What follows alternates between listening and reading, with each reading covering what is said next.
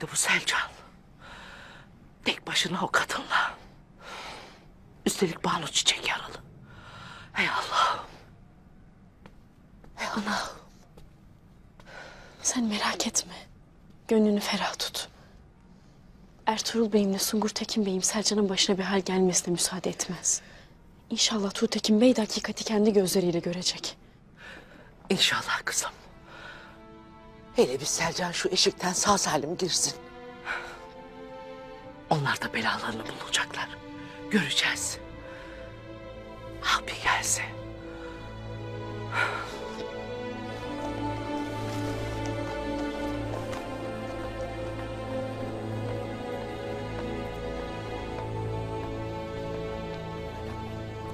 Neredesin Allah?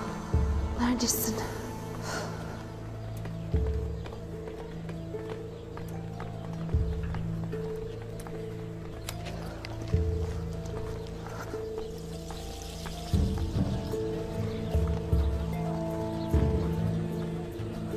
Kolay gelsin bacım. Sağ ol. Kolay gelsin. Sağ olasın. Sağ olasın.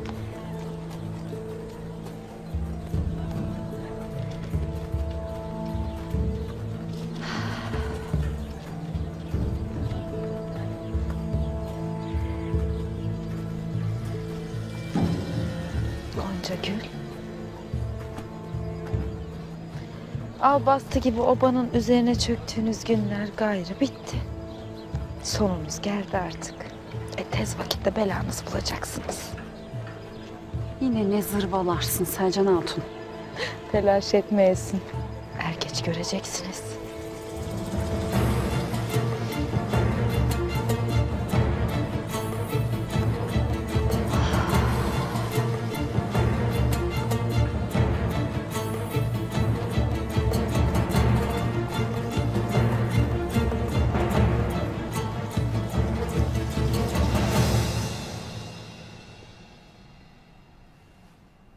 Hala.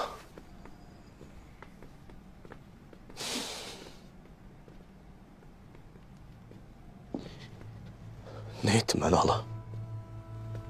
Babamın ekmeğini bölüşenler. Sözüne itimat edip baş tacı yaptıklarımız ardımızdan canlarımıza kıydılar. Gözümde gönlümde nasıl bu kadar mühürlü oldu hala? Ne ettim ben? Beylikten geçtim. Gayrı Adem sıfatıyla dolaşmaya gücüm yoktur. Böyle gitmeyle menzil alınmaz Tuğtekin Bey. Kendini toparlayasın.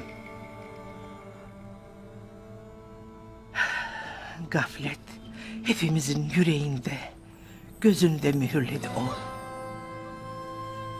Unutma ki onları soframla ben de ağırladım. Sultanımızın Sungur Tekin'e verdiği emaneti otağımdan çaldılar. Öfkemi yüzlerine haykıramadım.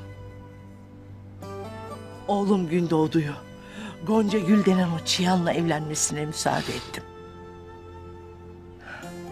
Yüreğimizdeki mührü kıran Ertuğrul olmayaydı. Asıl o zaman çok perişan olurduk. Nice düşmanla cenk ettin sen Tuğtekin Bey.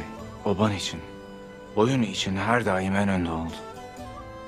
Senin Moğol'la nasıl vuruştuğunu herkes bilir. Ve canını nasıl ortaya koyduğunu da.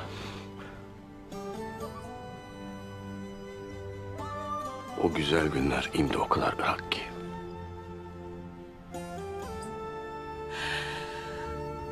Senin asla pes etmez yiğit bir yüreğin olduğunu hepimiz biliriz evelallah. Bırak dediğin o günler kapımızda oğul. Sadece bir gün daha sabredeceğiz. Bunca acıyla zifiri karanlığın içinden geçip ışığı gördün. Son bir gayret daha. Tuğtekin Bey'im. Son bir gayret daha. İmdi içine düştüğümüz bu zifiri karanlıktan çıkıp adalet kervanını düzme vaktidir.